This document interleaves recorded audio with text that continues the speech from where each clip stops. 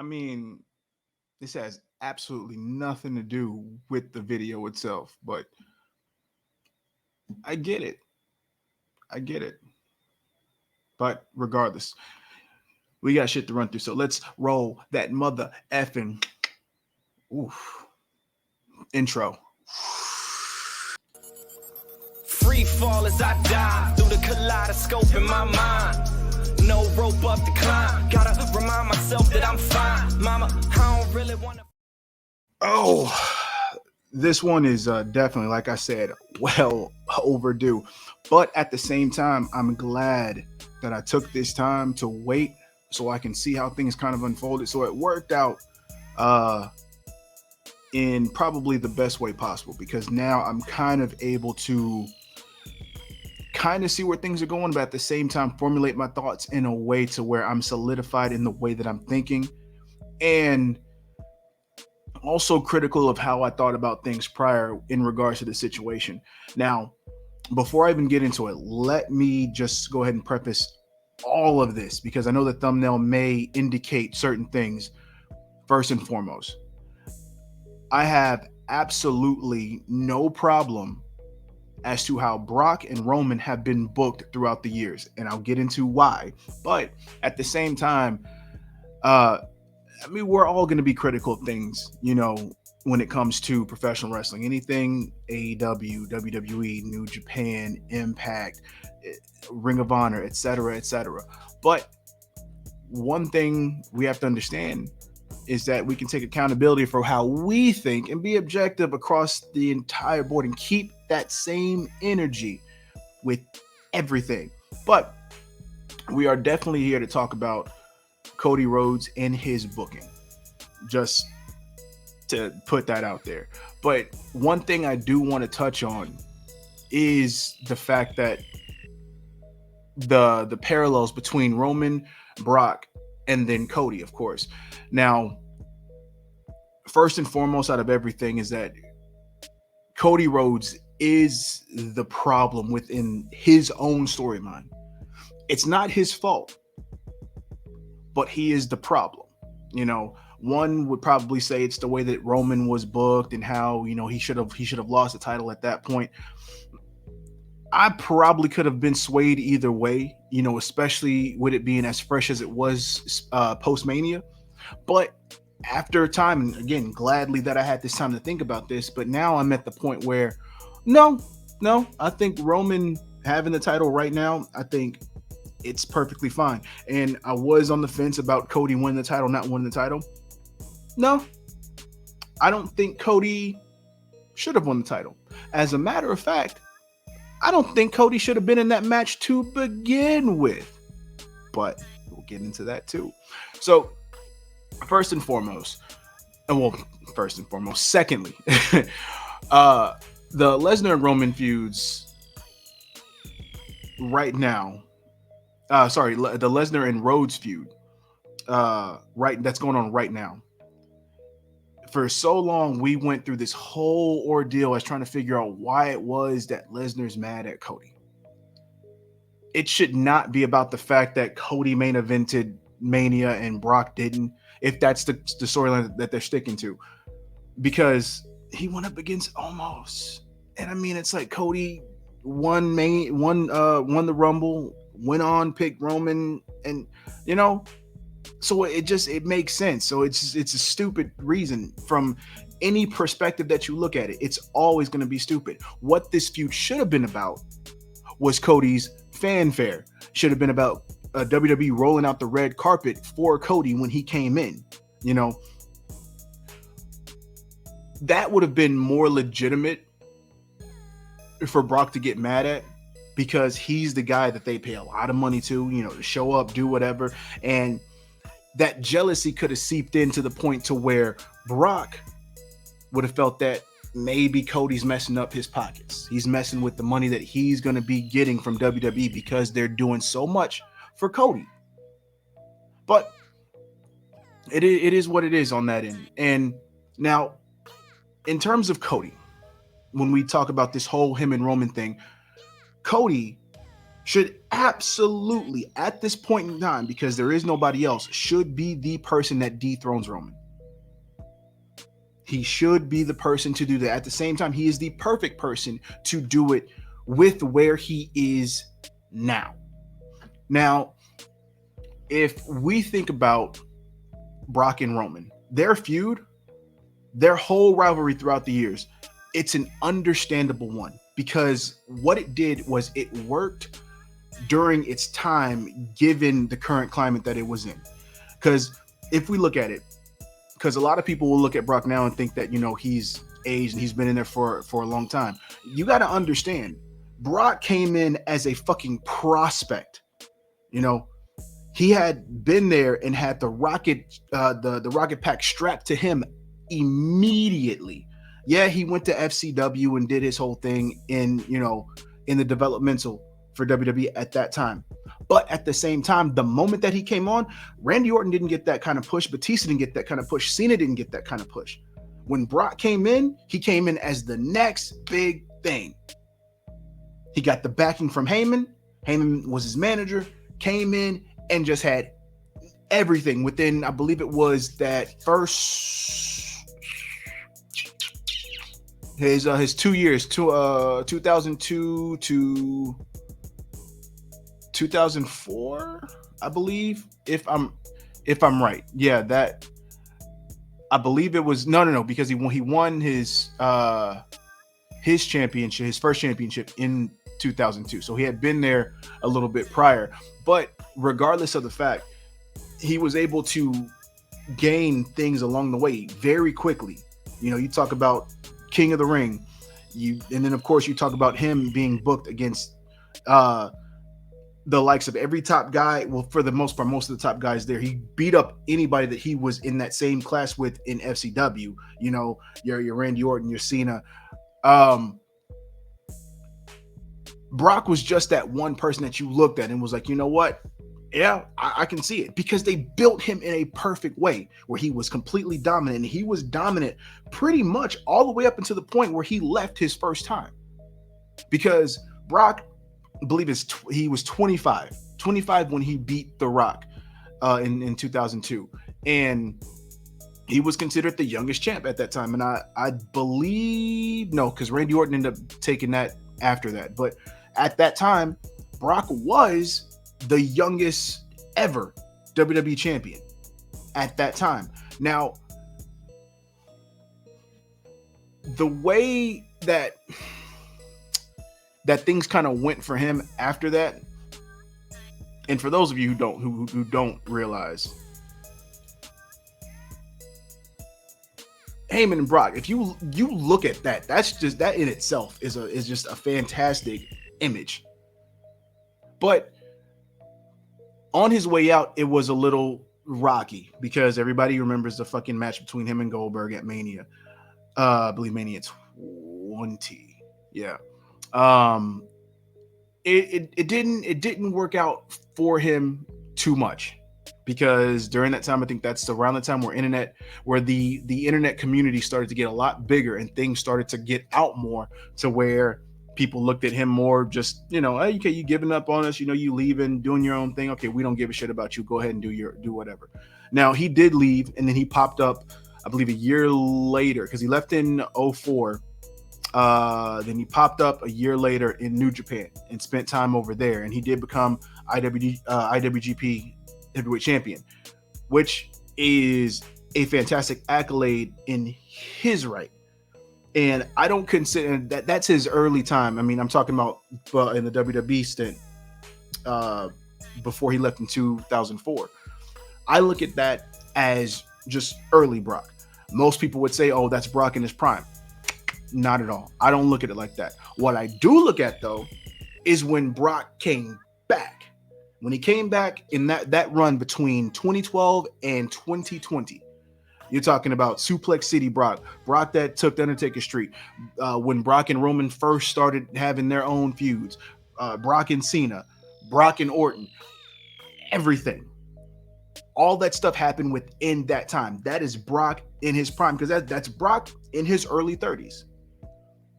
And most people would say, you being in your 30s and you're at the top of the card, that's pretty much your prime because you're dominating everything. And Brock was dominating everything. They didn't miss a step with Brock because he left, because when he first came in, he was dominant. He left, came back, still dominant. They have booked Brock. They have booked Brock consistently across the board. There have been some times where it's been up and down with him, but for the most part, Brock has always been considered a dominant superstar within WWE.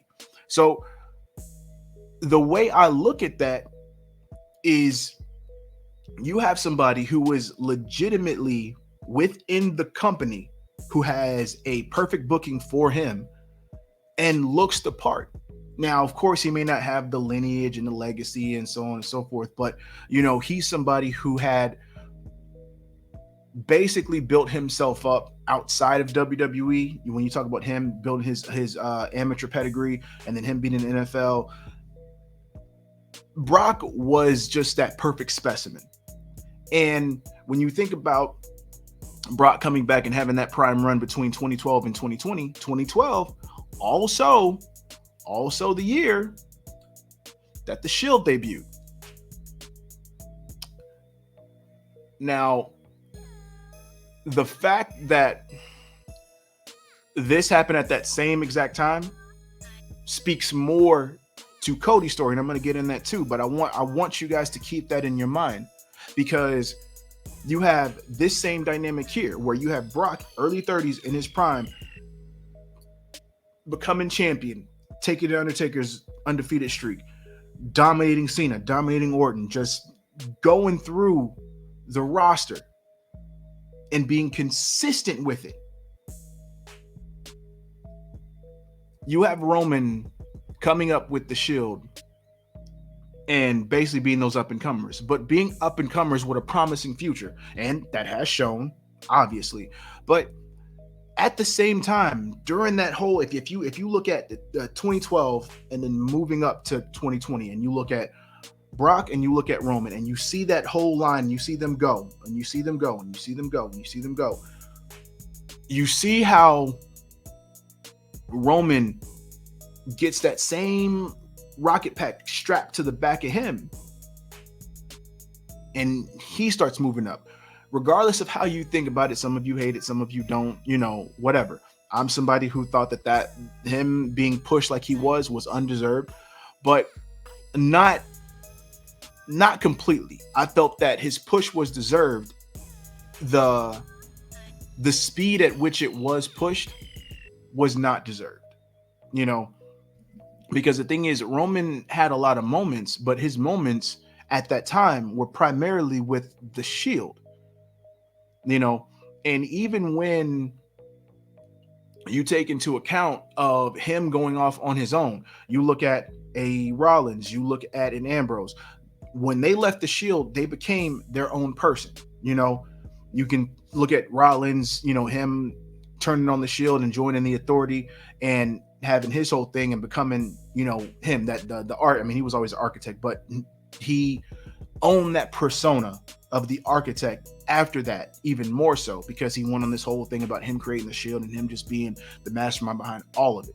And then you had Ambrose being that unhinged persona where he became, an amalgamation of what he was in CZW, but also embodying certain things that, could be, taken from other people, a Cactus Jack, a Stone Cold in some instances, just becoming that one guy, or Brian Pillman also. They all had their own identity except for Roman. Roman still walked around with the Shield gear, didn't become his own self, still had the Shield entrance, still had the Shield theme song, everything. So you didn't see an evolution. You just saw somebody within that same persona still getting pushed. Whereas you had a Dean and you had a Seth in their own right, branching out, showing that they were their own person, and then, kind of having the right elevation from moving out of that, so I think that made the most sense. It's just Romans didn't, which is why I believe his push was warranted based on what they were doing. but it also didn't need to be at that speed because of the fact that he hadn't come into his own. Roman hadn't really come into his own until he became the tribal chief. That's his first elevation outside of anything Shield related, because he had that Shield riot gear or the Shield gear, in-ring gear, for the majority of his run in WWE. You know, so one thing that we have to take away from all of this when you talk about Brock and Roman is the fact that the feud that they have, or the path that they have, is basically Brock being the guy in his prime, the guy that's on top. And you have Roman basically playing the role of the rising star, and them going pretty much on two separate paths destined to cross at some point, you know. And the funny thing is that those paths crossed a lot. Now, this here is just stuff that I found quick. You know, I'm sure there's way fucking more matches that they've been in together, but this alone, within their time, this is majority of these are main events, if not all of them. I don't know about the Fastlane one, but these are primarily main events, and they dominated the top of the card during that time, even after that, because some of these are after that. But the reason that their paths make sense is because if you look at when Brock came back, when the Shield debuted, and how everything was kind of going, Brock had already pretty much been there. He already spent his early days there, so he was at the right point where he was meant to be. And the same thing with Roman. Roman coming in, being at the right point, regardless of how his push went, everything still made sense. It's almost akin to the same thing with Bret Hart and Shawn Michaels.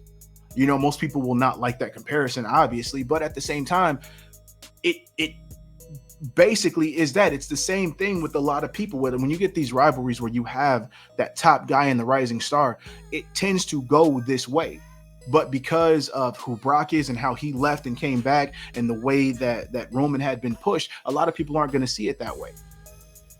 But that's where it comes to Cody, because the thing with Cody is that he's somebody who is almost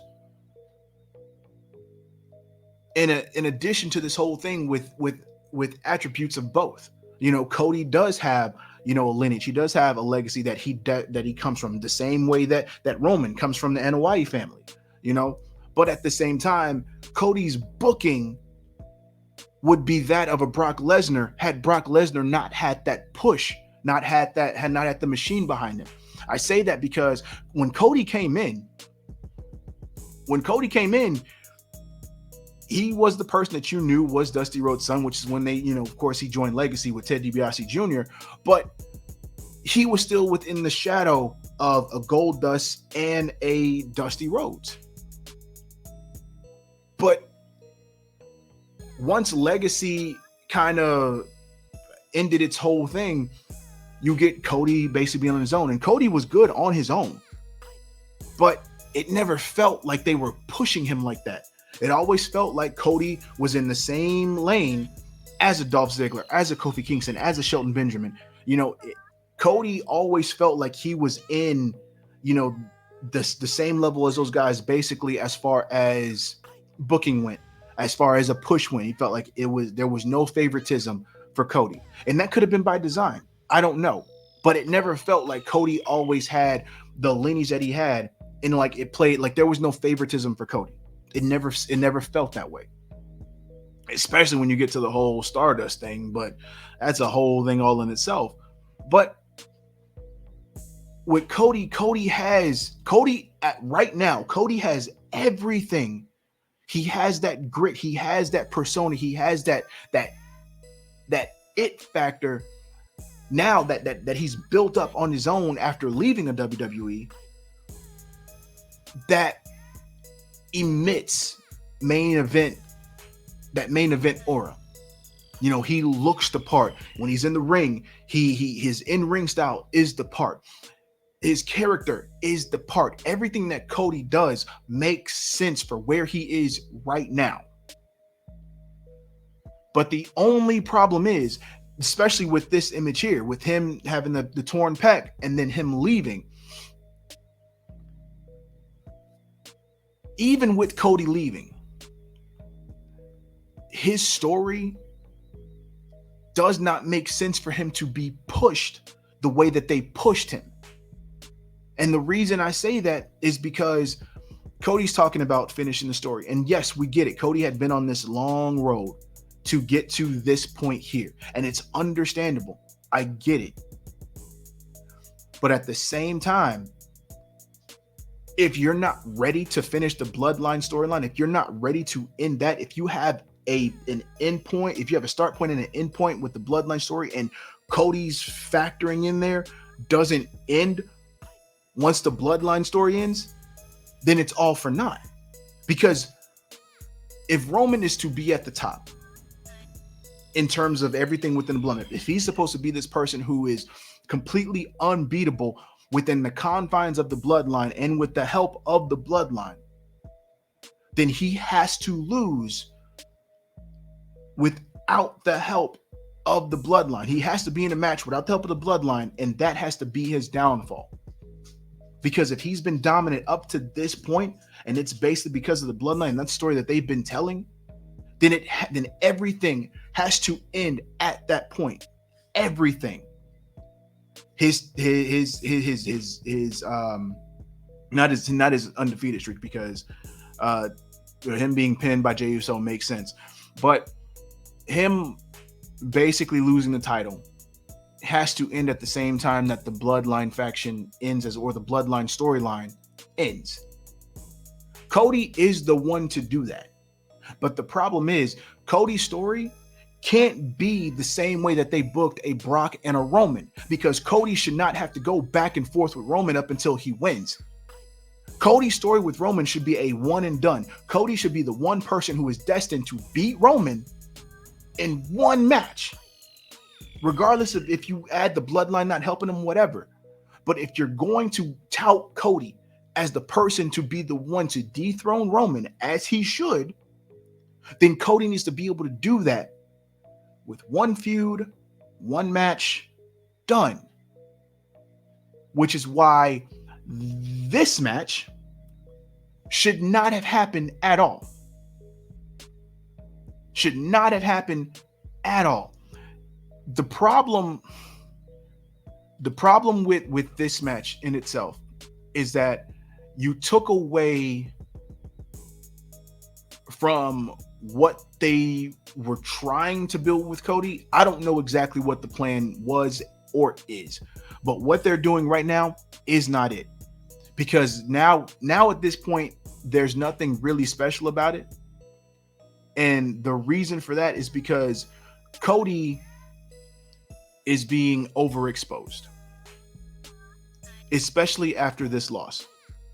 Cody is being overexposed because you have Cody on there every week, on the show every week, twice a show at times. You'll have him at the beginning of the show, and then you'll have him either in the middle or at the end.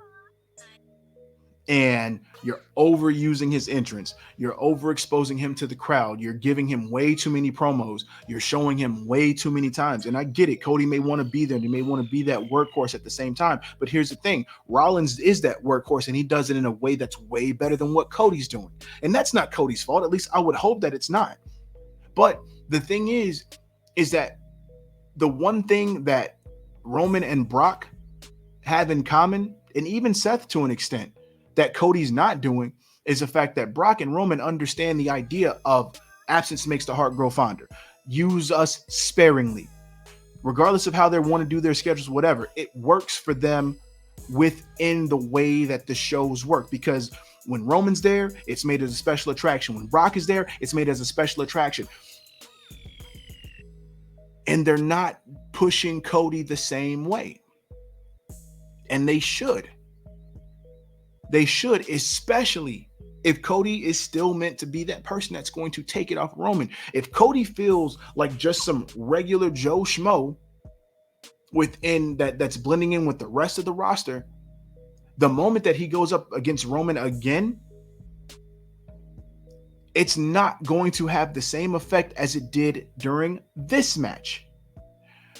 And that's the problem, because you're going to do exactly what I said in my LA Knight video, where I was like, you're going to wait, you're going to pull the trigger a little too late, and you're not going to get the same reaction or the same effect that you wanted to get during when you should have done it. And I'm not saying that you should have pulled the trigger on Cody and had him beat Roman at this moment here. I'm saying that this should not have happened at all. I'm saying that you could have easily had somebody else slotted here to lose to Roman, and then have Cody coast through this year, doing what he should have been doing this whole time, and making up, especially for the torn pec stuff, making up and building up to him finishing his story to get to that point where him and Roman finally cross paths. You basically blew your load within the feud for Mania, to where it's like, okay, how are you going to book this for him to win now? And that becomes the main thing. How are you going to recreate that magic or make it even better? Because the way that I look at it is that unless you do something drastic, nothing is really going to happen that's going to have the same effect as it did when this match happened. The crowd was hyped. Everything came together for this match. It could have went either way, but everybody had in their mind that Cody was going to be the one to win this. And if you already have it to where the fans already anticipate this win, where it's like, okay, y'all, we already know what the outcome is going to be. We don't care about this match. People were invested in this.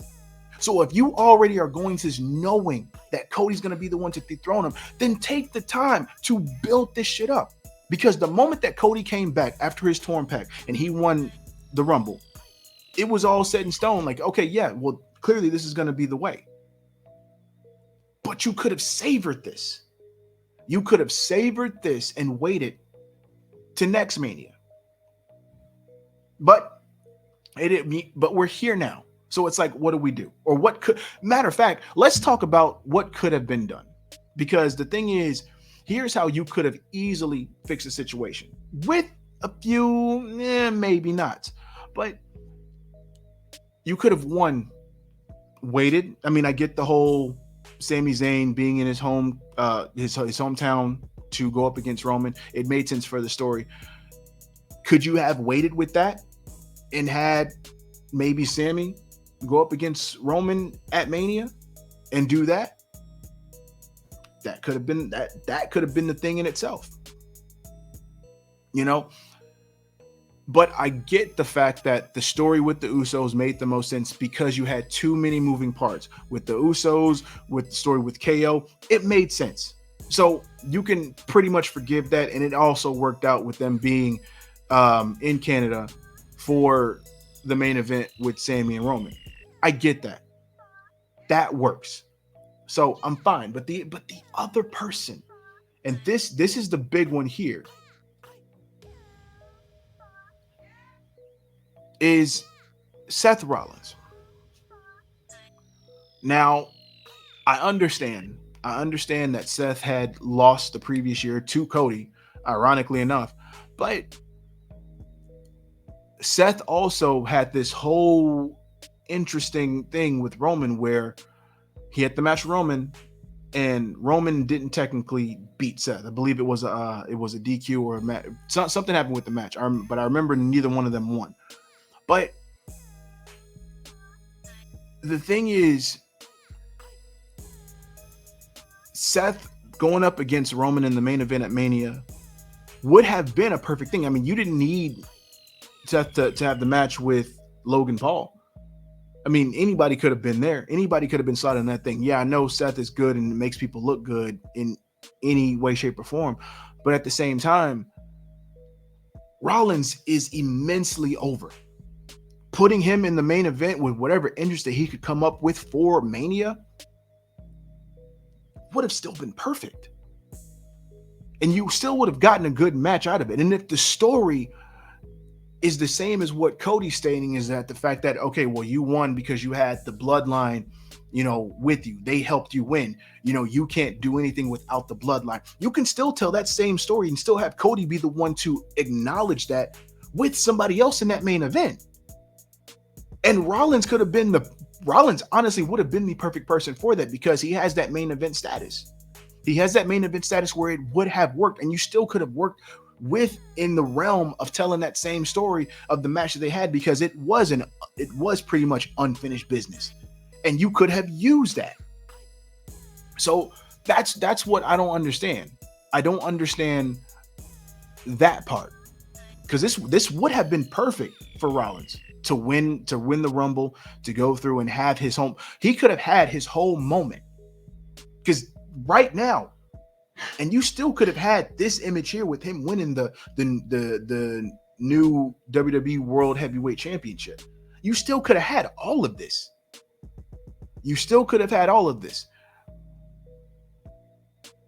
Or thirdly, a third option with that, if WWE would have just taken the fucking time to build new stars, you could have built somebody to be the dark horse or the X factor within all of this, or the perceived X factor within all of this, to be somebody that they've been putting the machine behind, even a little bit, to go up against Roman and maybe just think, oh, this could be the guy, and then have them lose. Because they gain everything from it and lose nothing, because they can still have that the machine behind them, and they can still get that rub from this match, because they can come out of Mania having known that they main evented Mania, and they have just this good heat behind them, because then they gave you that feeling. I still think Rollins is the better choice in all of this, but that third option still makes sense too. Makes sense instead of it being Cody. Because again, the loss that Cody took at Mania almost kind of fizzled out his own rub, and that sucks, because it's like, what have you done at this point? You're going to put Cody in a feud with the one person that Roman had been feuding with for the longest. And even the stuff with Brock should have been a one and done. I don't think this needs to go back and forth between Cody and Brock. I don't think any of it is at all necessary, and